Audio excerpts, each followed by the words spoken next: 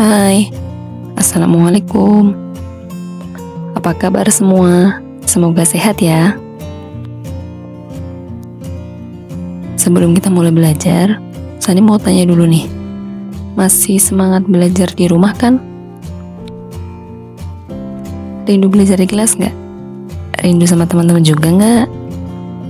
Yuk kita sejenak berdoa agar pandemi corona ini segera berakhir. Jadi kita bisa segera belajar di sekolah lagi.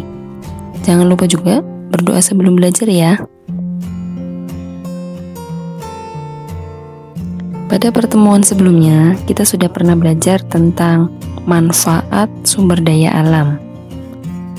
Masih ingat kan manfaat sumber daya alam apa saja? Yuk, kita ingat-ingat lagi apa saja sih manfaat sumber daya alam?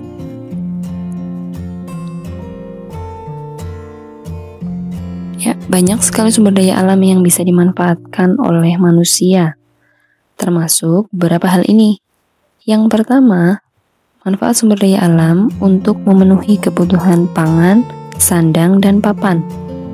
Yang kedua, sebagai sumber energi dan bahan bakar.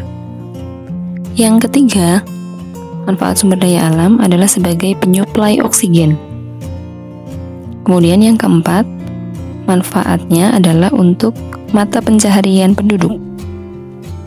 Yang kelima, manfaat sumber daya alam adalah sebagai tempat untuk pariwisata. Nah, sebelumnya, manfaat sumber daya alam ini sebetulnya tidak hanya ada 5 itu saja. Masih banyak lagi manfaatnya.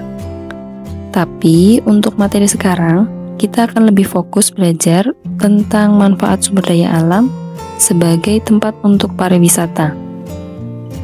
Banyak sekali wilayah di Indonesia yang dijadikan sebagai tempat wisata. Nah, kita hari ini akan belajar dari beberapa wilayah saja. Yang pertama, Sumatera Utara. Yang kedua, dari daerah Jawa Barat. Kemudian yang ketiga, dari daerah Jawa Tengah, daerah Bali, dan yang kelima, dari daerah Sulawesi Utara, dan yang terakhir dari daerah Nusa Tenggara Timur. Kita mulai dari daerah Sumatera Utara terlebih dahulu. Di daerah Sumatera Utara ada tempat wisata yang bernama Danau Toba. Danau Toba merupakan danau vulkanik terbesar yang ada di dunia. Danau vulkanik itu adalah danau yang berasal dari letusan gunung berapi, kemudian membentuk kaldera atau kawah yang kemudian terisi air. Tempat wisata yang kedua adalah air terjun Sigura-gura. Air terjun ini terletak di daerah Kabupaten Toba Samosir dan memiliki ketinggian sekitar 250 meter. Tempat wisata berikutnya berasal dari Jawa Barat. Di Jawa Barat ada tempat wisata yang sangat terkenal, yaitu Kebun Raya Bogor. Di Kebun Raya Bogor memiliki sekitar kurang lebih 15.000 koleksi pohon dan tumbuhan yang memiliki berbagai jenis. Kemudian wisata yang berikutnya adalah Grojogan Sewu.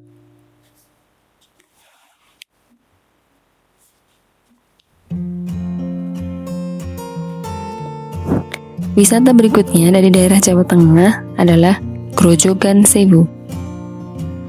Grojogan Sewu merupakan sebuah air terjun yang memiliki ketinggian kurang lebih 81 meter, berada di daerah lereng Gunung Lawu, Kecamatan Tawangmangu. Wisata berikutnya adalah Tanah Lot yang ada di daerah Bali. Tanah Lot merupakan daerah lepas pantai yang di lepas pantainya itu terdapat sebuah pura yang berdiri di atas sebuah batu besar dan selalu ramai dikunjungi. Kemudian ada juga Bedugul. Bedugul merupakan sebuah danau air tawar dan di tengah danau itu juga ada pura yang diberi nama Pura Ulun Danu Bratan. Kemudian dari daerah Sulawesi Utara. Di daerah Sulawesi Utara ada tempat wisata bawah air laut yang diberi nama Bunaken Sea Park yang memiliki kurang lebih 20 titik untuk diving dan snorkeling. Jika Anda yang tidak begitu tertarik dengan diving, bisa melakukan snorkeling. Kemudian yang terakhir adalah wisata yang ada di Nusa Tenggara Timur, khususnya daerah Flores, yaitu danau yang memiliki 3 warna, yang biasa disebut Danau Kelimutu, yang berasal dari kata keli yang artinya gunung, dan mutu artinya mendidih. Sehingga Kelimutu, jika digabungkan, memiliki arti gunung yang mendidih. Nah, itu semua tadi sudah merupakan beberapa wisata yang ada di Indonesia. Demikianlah beberapa wisata yang ada di Indonesia. Masih banyak tempat wisata lain yang belum disebutkan. Nah, terutama untuk wisata yang ada di daerah sekitar kita.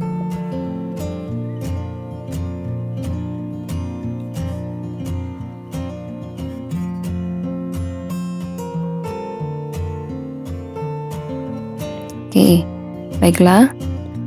Untuk membuktikan jika kalian sudah bisa menyebutkan daerah-daerah wisata yang lainnya, silahkan kerjakan latihan soal pada link setelah video ini ya.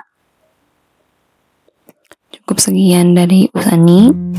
Mohon dimaafkan bila banyak kekeliruan. Assalamualaikum warahmatullahi wabarakatuh.